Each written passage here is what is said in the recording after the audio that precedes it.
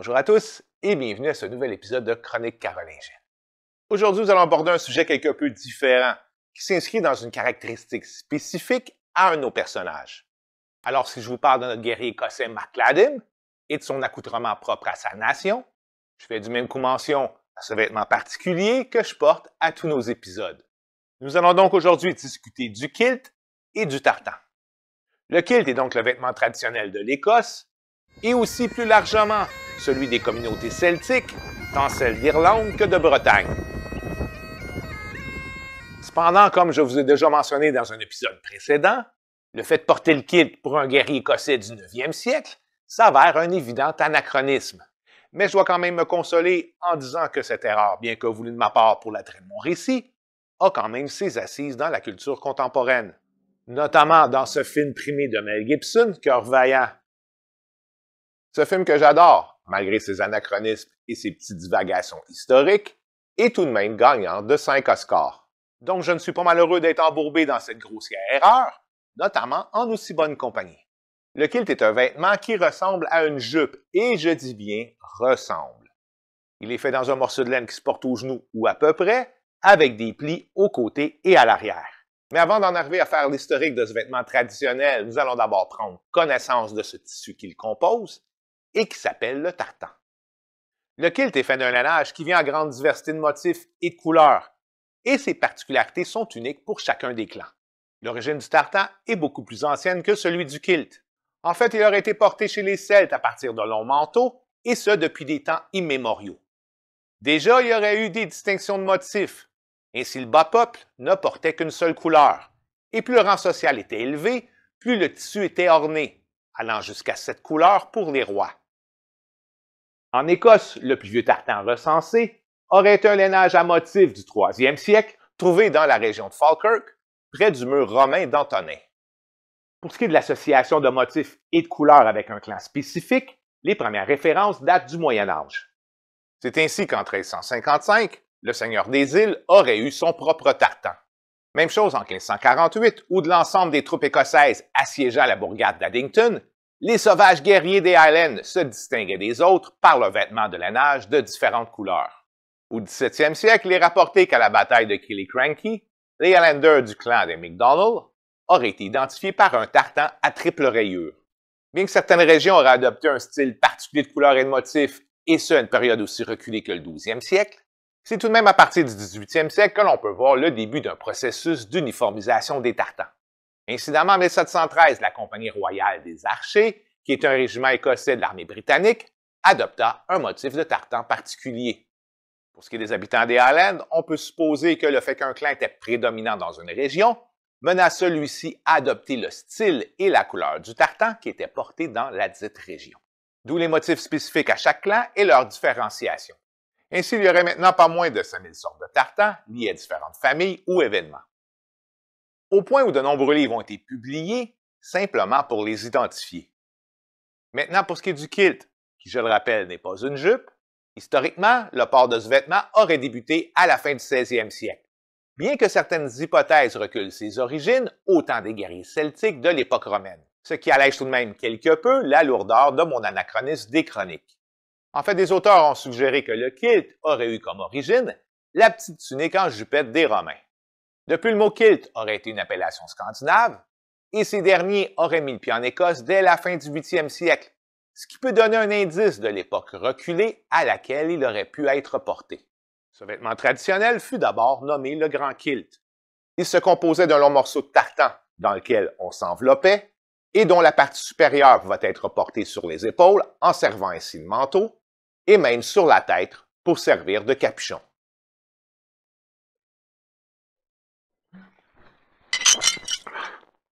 Un capuchon.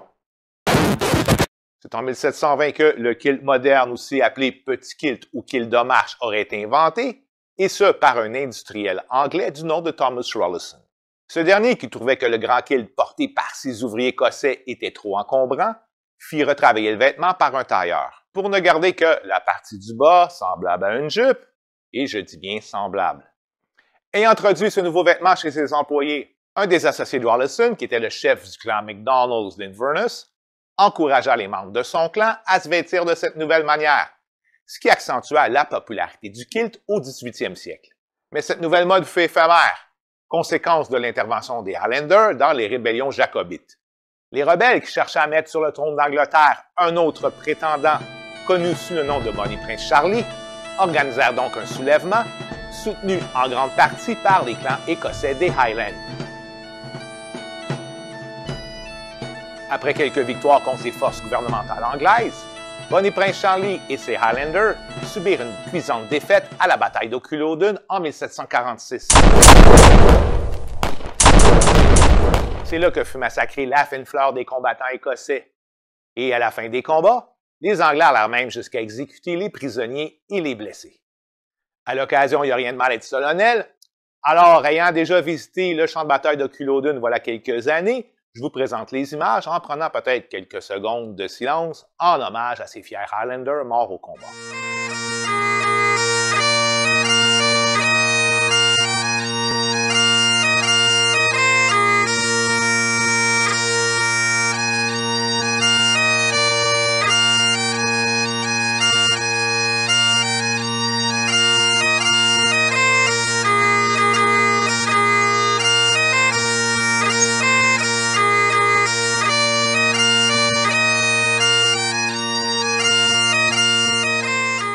Le conflit étant terminé, une répression sauvage fut opérée par les forces gouvernementales, où, dans une volonté d'empêcher tout autre esprit de rébellion, on tenta de détruire la culture du peuple des Highlands. C'est ainsi qu'en 1746, le gouvernement de Londres mit fin à l'autorité des chefs de clan. On alla aussi interdire de jouer de la cornemuse, et ce, sous peine de mort. On promulgua aussi la loi du Dress Act, qui rendait illégal le port du kilt, puisque ce vêtement qui symbolisait la culture gaélique avait été directement en lien avec la révolution jacobite. Ultimement, ces lois se voulaient une manière d'effacer tout le particularisme de la société écossaise. Cependant, les guerriers des Highlands avaient fait leurs preuves, et ils étaient depuis longtemps grandement réputés. Incidemment, des régiments composés de ces combattants écossais avaient été intégrés à l'armée britannique dès 1632. Dans le but de continuer à tirer ces derniers dans l'armée gouvernementale, les Anglais décidèrent de faire une exemption Dress Act en permettant à tout Écossais qui voulait s'engager du côté britannique de porter le kilt. C'est ainsi que s'est perpétué le port de ce vêtement, et ce à travers même cette armée qui avait tenté de le supprimer. Les régiments écossais portèrent donc le kilt au combat pendant 2 siècles, en prenant part à l'ensemble des conflits ayant forgé l'histoire contemporaine, et ce jusqu'au début de la Deuxième Guerre mondiale, où ce vêtement traditionnel fut déclaré peu pratique pour la guerre moderne, et dès lors, seulement gardé pour les parades ou les célébrations.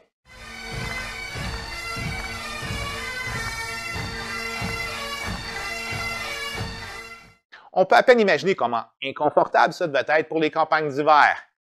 Et comme on le dirait par chez nous, et que ça devait être fret pour les valseuses en temps. Bon, là, je vais traduire dans un français métropolitain. Oh putain que cela devait être glacial pour les roubignoles. Malgré son interdiction au combat, certains soldats écossais le portaient encore en 1941 à la bataille de Dunkirk, ainsi qu'au débarquement de Normandie avec le commando de Lord Lovat qui était accompagné de son joueur de cornemuse. Ce dernier portait le kilt en jouant de son instrument tout en bravant les balles.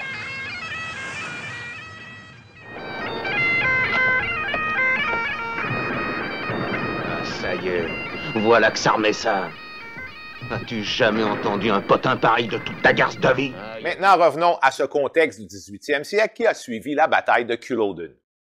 Au niveau de la société anglo-écossaise, avec les années, ces terribles Highlanders, qui pendant les rébellions étaient vus avec tant de crainte, en sont lentement venus à être perçus avec une sorte de nostalgie. Ainsi, pour une élite écossaise, empreinte d'un certain romantisme, il était redevenu à la mode de porter le kilt, ce qui devenait aussi une manière de protester contre son bannissement. Enfin, en 1782, l'interdiction du Dress Act fut levée.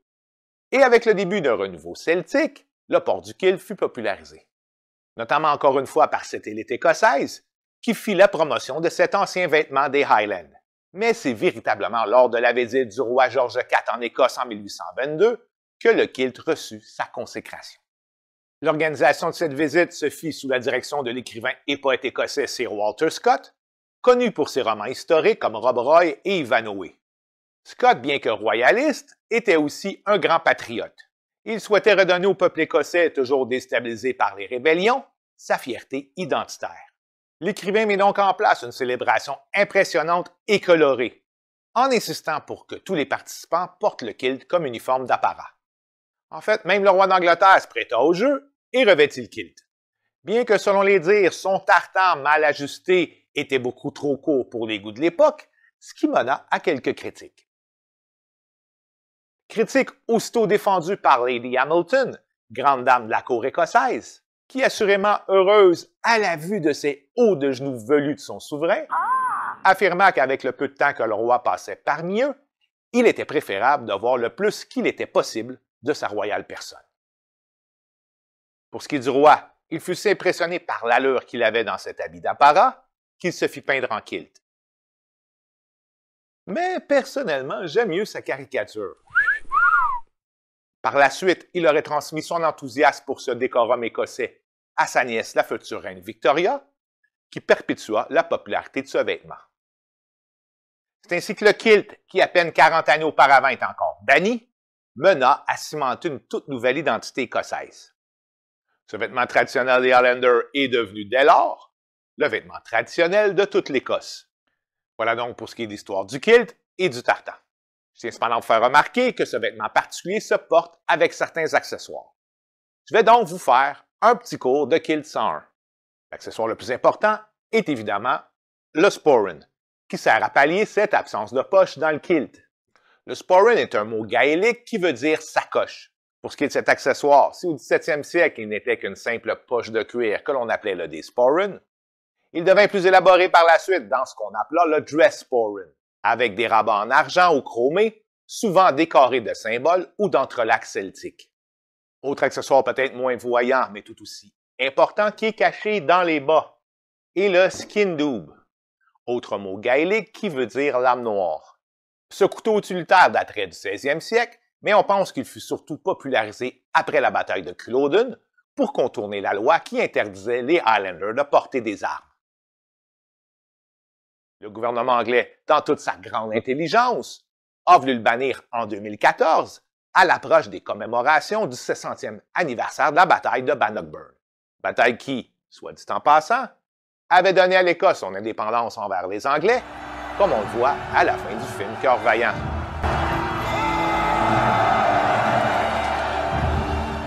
Mais face à cette loi britannique, il y a eu aussitôt une levée de bouclier de tous les clans de l'Écosse.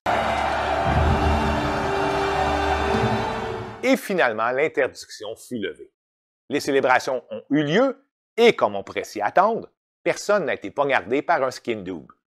Il y a aussi la petite capine. J'en avais fait cadeau à mon père il y a quelques années, mais je ne sais pas pourquoi, mais il ne l'a jamais porté. Autre élément important, les kilt flash. Cet accessoire aurait été initialement porté avec le long kilt et aurait été composé d'un petit morceau de tartan qui, dans un souci de garder les tibias au chaud, aurait servi à attacher les bas de laine et les garder bien en place au-dessus des mollets. Le kilt flash est donc un vestige de cet accessoire utilitaire et avec le temps, il est devenu un peu plus stylisé qu'un simple morceau de tartan et non, ce n'est pas une jarretière.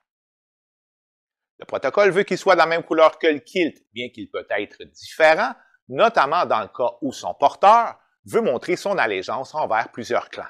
Au-delà de cette idée d'allégeance, le choix d'un tartan peut se faire pour une simple préférence de motifs et de couleurs, surtout pour quelqu'un n'étant pas originaire de l'Écosse. Pour ma part, ce choix s'est fait à partir d'un intérêt historique frôlant la passion. Possédant moi-même 4 kilts, je vais donc vous les présenter avec leurs particularités. Le premier que j'ai acquis en l'an de grâce 1995, le fameux grand kilt, qui m'a pris quand même 30 minutes pour mettre et ajuster. J'ai fait l'acquisition de ce kilt aux couleurs du clan Wallace lors d'un de mes premiers voyages en Écosse, et j'avais bien évidemment été inspiré par ce patriote écossais qui était William Wallace, ce héros de cœur vaillant, si majestueusement interprété par Mel Gibson. Alors, comme il le disait lui-même, et pourquoi pas en latin, pro libertate. J'ai aussi le petit kilt ou kilt de marche, aux couleurs des MacLeod de Harris. Les MacLeod sont une famille surtout présente au nord des Highlands, notamment dans les îles, comme celle de Skye et bien évidemment celle de Harris. C'est après avoir visité cette île et vu les gisants des guerriers du clan que j'ai décidé de me procurer un kilt en l'honneur de cette illustre famille. Entre autres dépeints dans le film Highlander avec Christopher Lambert. J'ai aussi le kilt militaire avec le sporran dit à crinière à cheval, datant de la Deuxième Guerre mondiale, et le kilt aux couleurs du régiment de la Black Watch. Appelé aussi le Royal Highland Regiment, fondé en 1862, qui est le plus ancien régiment écossais du Canada. Enfin, le dernier kilt, et non le moindre, est celui que je porte habituellement à chaque épisode, et qui est aux couleurs du clan Douglas, clan que j'affectionne particulièrement, étant donné sa grande tradition guerrière. Venu entre autres d'un chevalier légendaire du début du 14e siècle, qu'on appelait Douglas le Noir, qui fut actif pendant la guerre d'indépendance de l'Écosse. Sa renommée fut une des raisons m'amenant à faire mon premier voyage en ce pays, et ce avec le but de retrouver l'endroit de son dernier repos, endroit que j'ai finalement trouvé au cœur de la petite chapelle oubliée de St. Bride's. Alors, si jamais vous voulez faire l'acquisition de ce vêtement traditionnel pour le moins original, n'oubliez pas qu'il n'y a pas moins de 5000 différentes sortes de tartans, ce qui vous laisse un grand choix de motifs et de couleurs. Mais peu importe les caractéristiques que vous choisirez, le plus important est de le porter avec fierté, puisque le kilt et le tartan illustrent toute la splendeur de la tradition gaélique. Parlant de splendeur, il reste aussi cette grande question. Que portons sous le kilt? Eh bien, voilà.